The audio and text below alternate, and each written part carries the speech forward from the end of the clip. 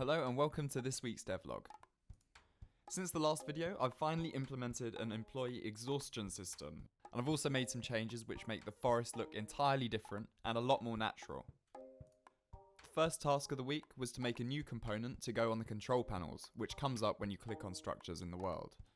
This one is a simple text field that can display any statistic about the selected object that can be represented as text.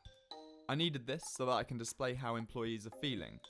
Employee happiness and tiredness will be important statistics to keep track of in the game, and each is on a scale of 0 to 100. I planned out the different stages on paper, so I knew what would be displayed in the employee control panel depending on their tiredness and happiness. I tested that out with happiness and tiredness set to 0, and the correct words were displayed, extremely unhappy and totally frazzled respectively. As employees go to rest in their homes when they get too tired, I needed a way to show when there's an employee sleeping in a building. I decided the classic floating Z's would be a way to go. I spent quite a lot of time animating the effect with different spacings and timings which are controlled by code. The first working example was good, except the animation was just too short with the letters flying much too fast. I slowed that down and sorted the timing and arrived at this.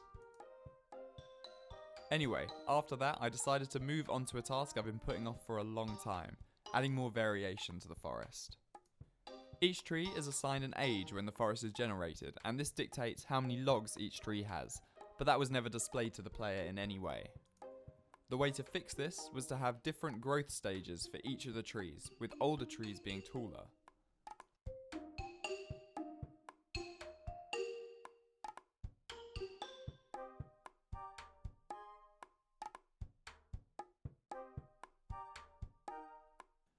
Having drawn some initial sprites for pine trees, I put them into the game.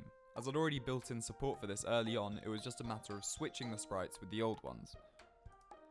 Yeah, it didn't look great at first.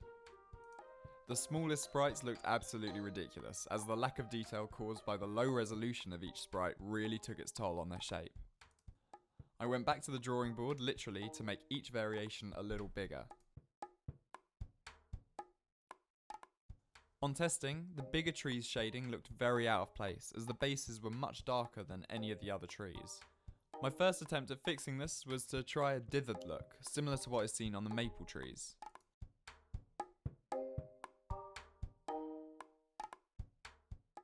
Yep, that didn't look ideal either, as dithering creates such smooth shading it just didn't look right on a pine tree, which tends to have a more jagged appearance, which differentiates it from other tree types.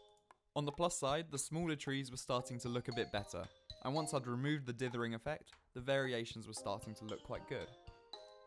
At this point, I went on a bit of a tangent and almost completely changed the entire game's art style. I won't spend too much time on this, but essentially I tried a much more detailed style, which just wasn't suitable for the limited 64 by 32 tile size of the game. In order for a detailed style like this to work, each tile would need to be much bigger to accommodate the increase in detail. It looks okay, but ultimately I just felt the original style works better, and changing everything I've drawn so far would be way too big a tangent to go on when I've got other things to implement. Anyway, the next day I was relieved to go back to the original familiar art style. I began work on making the changes in tree age flow a little more smoothly through the forest. I decided a good place to start would be to simply set each tree's age to the average of those surrounding it. I first tried this with a von Neumann neighbourhood, which is the tree's 4 immediate neighbours to the north, south, east and west, and its own age, and setting its new age to the average.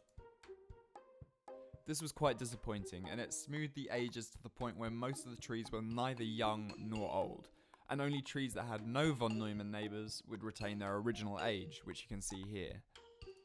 Anyway, as that wasn't working, I then tried a more neighbourhood in an attempt to also smooth the ages of the trees with no von Neumann neighbours. And you probably guessed, that just did the same as before but to a greater extent.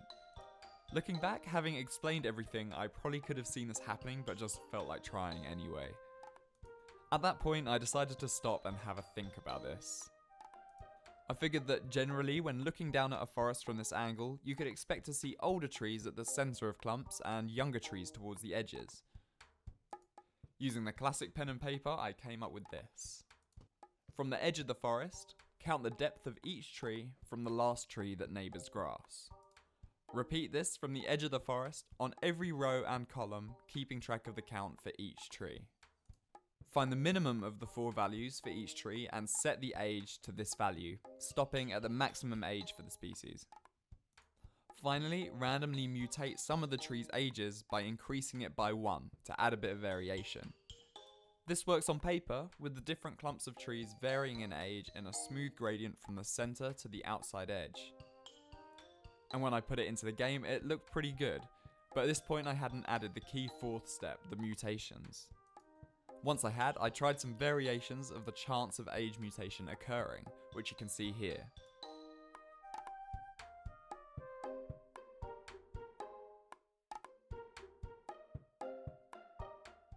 I finally settled on a 35% chance of age mutation, as I thought that gave the most natural results while not giving the player too many old trees and making the game easy. I might come back to this and change that later to adjust the difficulty, but I'm really happy with how this turned out. Before I go, if you're enjoying watching development of the game, I've left a link to join the Discord in the description. It would be cool to see more of you there. That's all for this week. If you liked the video, remember to subscribe and I shall see you next time. Cheers for watching.